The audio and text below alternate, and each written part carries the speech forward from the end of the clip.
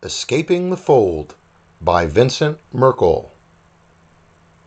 Teleonisi and the Malak men.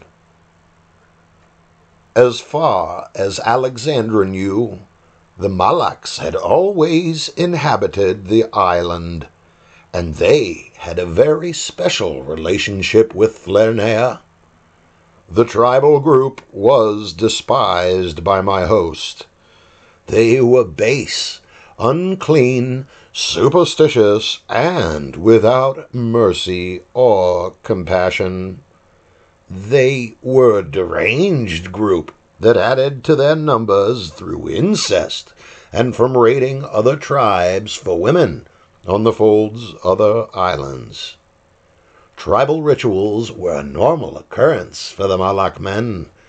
Their women and children were treated like slaves by the warriors, and before storming villages on the other islands, they would dance themselves into a frenzy of lustful abuse amongst their underlings. Alexandra recalled witnessing such occasions. The women of the Malak tribe started fires at the behest of a gruesome witch doctor. Kaka danced and prodded them with a long bent staff adorned with the dried fingers and ears of his victims. He wore a hideous mask carved from wood and painted with a deep red stain. The dance was mostly theatrical, but the show was nonetheless brutal. At least 50 men emerged from the huts that spotted the clearing on the southeast side of the island.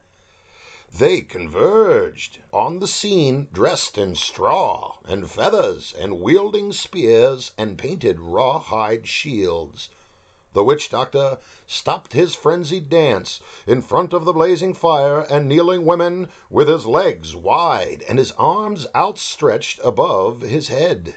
His arthritic knuckles tightly grasped his twisted staff. The priest then started whispering a name, Omwela. He repeated the name with a cry and with a jump pointed his stick to the inner circles of the encampment. The group started chanting the name in a shout, Omwela Omatu, Omwela Omatu. On a hut near the center of the village, a flap of skin serving as a poor excuse for a door opened. A black man's head poked out and saw 50 tribe members coming for him. A hearty and healthy man emerged. He was the epitome of a young warrior. So many times had Omwela been the leading fighter in the charge against one of the witch doctor's chosen ones. Perhaps the witch doctor feared the mighty fighter who had recently threatened the life of the son of the tribal chieftain. Chief Malak admonished the priest that any harm that came to his son would be the holy man's undoing. Chief Malak, very large and fat, shouted and emerged from his tent in the center of the village. The jovial-looking leader approached Omwela and struck him across the face with a knob stick, the chief's favorite weapon. The young warrior fell to the ground with a thud, while the filthy leader of the deformed and deranged men laughed. The young man had not expected such treatment from the man who he had so ably protected for years. By now, the throng of men had tripled in size. The thin and hideously costumed priest shouted a few words, then the warriors fell upon their victim, and the tribe began their drunken orgy of torture and humiliation that always ended with an uncertain and horrible fate for the one tied to the stake in front of the fire and cooking pots. Omwela was secured to the post in front of the fire when he came to.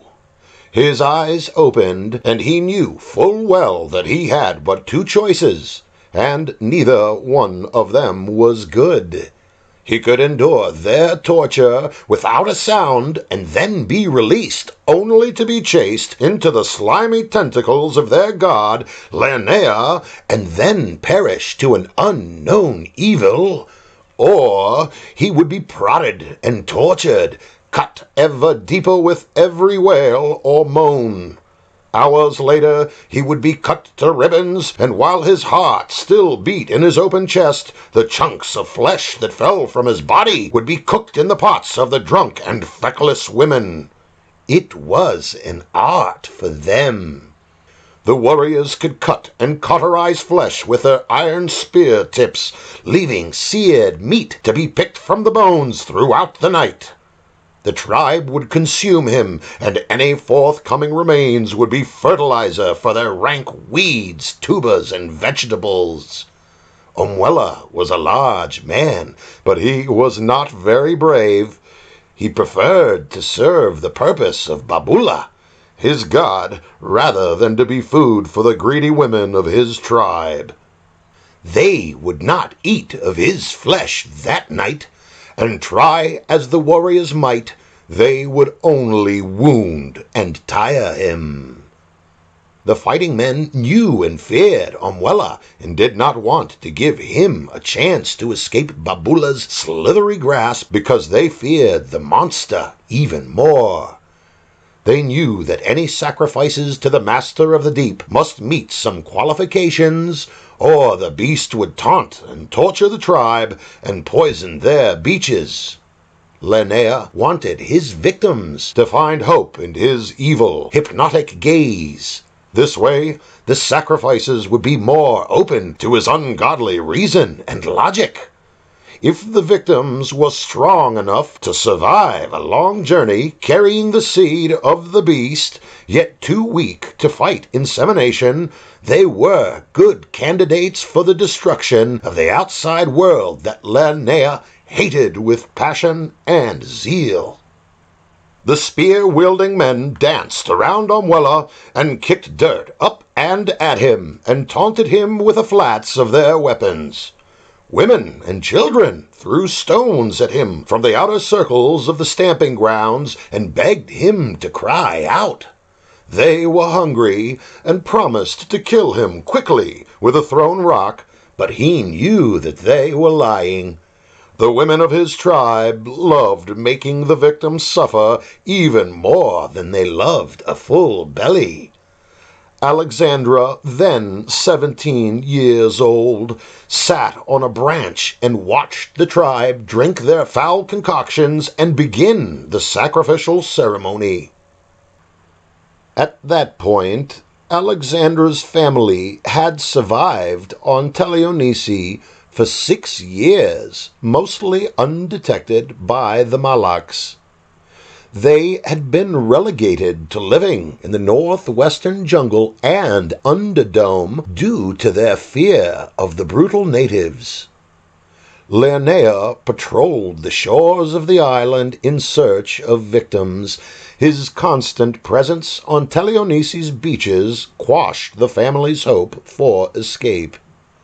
They had found safety in the ancient underground dwelling, but when they ventured outdoors, they lived like ghosts, trying to repair their vessel unseen, sneaking around on the island for survival. Before her father and mother had disappeared into the clutches of a group called the Kalan Men, her father had warned Alexandra to never show herself to the savage and depraved Malaks. The Kalan tribe inhabited Deuteronomy, the mass of land 25 miles to the northeast.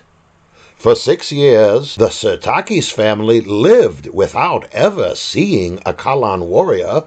When the Malak men had caught Antigone unaware while she was out gathering food alone, they abducted her and tied her to the very stake that Omwela was tied to. Antigone's fate would have been much different than that of a male victim, but John intervened in time and shot a number of the frenzied tribesmen who had no knowledge of firearms. Another victim of the Malak men was a woman, a princess of the Kalan tribe, who had been abducted in a raid to Deuteronomy that same day. The Malaks paid Linnea with blood and flesh for free passage across the span of water to the other island. The Kalans had lost many men to Linnea in their pursuit of the raiding tribe, but the kidnapped princess was loved by all from her clan, and they fought with conviction to get to the shores of Teleonisi to save her from the twisted Malaks. When John fired his rifle, a warrior that was about to prod his bound wife fell to the dust after a bullet tore through his brain and sent the fighter sprawling. John yelled at the dancing and fevered Malaks, unloading his rifle into the heads and hearts of any who approached Antigone, who yelled to her husband as he cut her from her bonds. "John, the other woman! They will destroy her!" John turned his rifle to those that harassed the bound Kalan princess. Her eyes were clear. She was a gentle and beautiful woman to behold, and once freed, fought her abductors with tooth and nail. From the bushes, the advancing Kalan warriors were on a mission to save their beloved sovereign, and watched as the enemy warriors dropped to the thunder of the mysterious white ghost of a man named John. One of the man-eaters sneaked up behind John as he was furiously reloading his carbine and delivered a paralyzing blow to the back of his head. The Greek man fell to the ground to the shock and horror of the two women. The Kalans threw their spears from the darkness of the jungle and joined the fray, severely maiming the fleeing natives. The Malak men ran from the sound and sight of their fellow savages' deaths. The Kalan warriors dragged John, still unconscious, the screaming Antigone, and their princess, and quickly disappeared into the jungle. Alexandra ran to the edge of the trees to watch as the Kalans whisked the beautiful woman and her parents away in their long and sleek kayaks, manned with 10 warriors each. The last words she heard her screaming mother say were, "Run to the dome, love of my life. God is with you." The Kalans subdued Antigone into silence, and although she fought and bit her new abductors, they did not harm her. That was 3 months before the Malaks were ready to sacrifice the silent and stoic Umwella and raid the Kalans once again. For 3 moons, Alexandra wept constantly for her mother and father. She wiped the tears from her eyes with the back of her arm and watched the tribe dance around the warrior who was tied to the pole. She wondered if the other warriors would show up again. The Kalans were very different from the Malak men. The warrior tribe that defeated the Malaks 3 months before wore breastplates of silver and gold-hemmed cloth with belts, spears, and short swords rimmed with brilliantly dazzling sharpened edges. 4 kayaks left the shores of Teleonisi 3 months before, but the night Umwella looked up and beyond his torturers, he saw the lithe and beautiful Greek girl crouching on a tree branch at the edge of the village palisade. Umwella knew he could not yell out about his find. One word uttered would mean death and consumption by the tribe, but if he could survive the initial torture to be set free to run to Linnea, he would capture the strange girl and claim that he was favored by Babula and that the witch doctor's magic was strong. Thus, he would gain the friendship of Kaukaka and become a tribal hero, and even the chief Malak and his son would not dare to try to sacrifice him again. Umwella stared at the girl and began to smile. The black and painted warriors danced around the tied man and prodded him with the tips of their spears. Blood began to flow from 100 puncture wounds, but the damage was not lethal. The hopeful Omwella smiled and rolled his head in ecstasy when Kaukaka, the hideous and cunning witch-man, leapt high in the air and landed in front of his victim. Kaukaka's red-rimmed and bloodshot eyes looked beyond the blood-stained wooden mask and into those of Omwella, who nodded in agreement with the priest. The arthritic fingers of the holy man reached into a filthy little pouch and brought forth a large pinch of a dirty brown powder, which he blew into the face of the tortured soldier. Omwella had shut his eyes in time to save himself from being outright blinded by the poisonous dust when Kaukaka lifted his mask onto the top of his head and leaned down to whisper something into the warrior's ear. The crowd of frenzied villagers hushed their tones in anticipation. The torture ritual had been going on for 3 hours. It was time for Omwella to prove his worthiness to Linnea. The witch doctor opened his foul mouth and with sharpened black and green-stained teeth bit Omwella's ear clean off at the base. The crowd of revelers became silent during the cruel act in hopes of hearing their quarry cry out in pain so they could feast and get drunk without having to raid the Kalan tribe that night. Omwella had never looked so pitiful in his entire life, having been savaged by the tips of spears and barraged with stones. He was a bloody and bruised mess. The native Teleonesian had endured the ceremony without making a sound. The priest released the beaten man's restraints, and the bloody and free Omwella ran towards the branch on which Alexandra had been sitting, watching the brutal display. Alexandra ran as fast as she could. She jumped into a tree and found a vine that swung out from the inertia of her body and glided to a branch that gave her an easy escape into the tops of the jungle trees.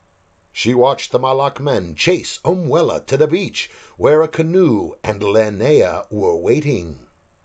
Oh, but what fate did the poor warrior meet? Linnea was kind to him. Perhaps Linnea was kinder than the evil, tentacled rascal had ever been to one of his sacrificial vessels during the millennia of his existence. Breaking the tribal protocol, Omwella spotted a canoe on the sandy beach, pushed it into the cool water, and shoved off to the southeast, leading away from the watery den of Linnea. The witch doctor grabbed a female that was present in the chase of Omwella from the village to the beach that faced Deuteronomy. The girl smacked and scratched at the hands of the priest, who grabbed her by the hair and dragged her to the edge of the water. Kaukaka clamped his rough and dirty hand over the woman's mouth lest she scream too soon. The witch doctor momentarily knocked his bent wooden staff on the frantic woman's skull and whispered in her ear, "Shut up, wench, unless you want to be Babula's next lover."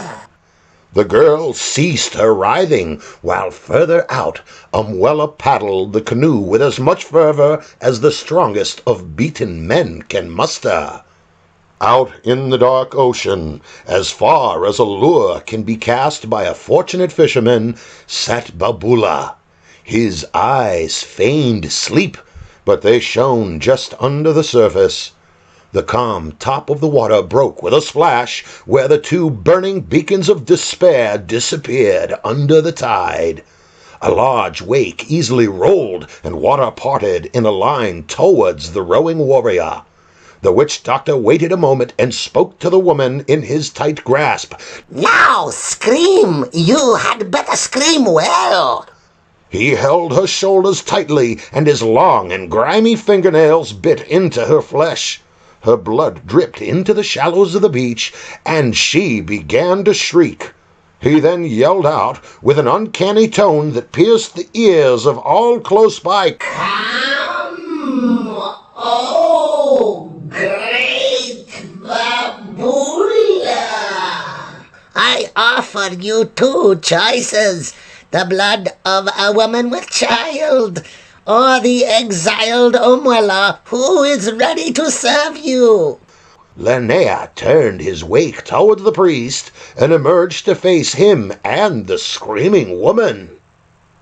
The beast rose up out of the water again with a splash, and the tribe members that had gathered all backed away from the shore and fell to their knees, hiding their faces in the sand. They chanted and moaned quietly when the beast spoke. "In what language do you offer her blood, priest? Is it in my tongue or in hers?" Babula flailed a tentacle at the out-of-reach woman, whipping up a spray of water. Kaukaka smiled, unveiling his sharpened teeth. Blood from Omwela's ear was smeared across his pugnacious face, and it gave the holy man's smile a devilishly clownish aspect. Kaukaka answered his god, "I only speak truth. I speak in your tongue, oh fantastic one. And the blood has been given. Can't you taste it in the water?" Linnea spoke to the tribe. "She is fat and has no child. Rise and give her a child, or enjoy your meal."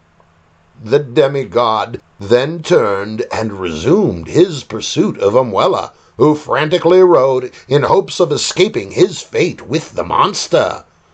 The woman laughed as the tribal warriors and men converged upon her. She believed that she was too beautiful to be consumed, and the tribesmen would join together to give her a child. But she was wrong, and the tribe ate well that night instead of raiding the Kalan island of Deuteronomy.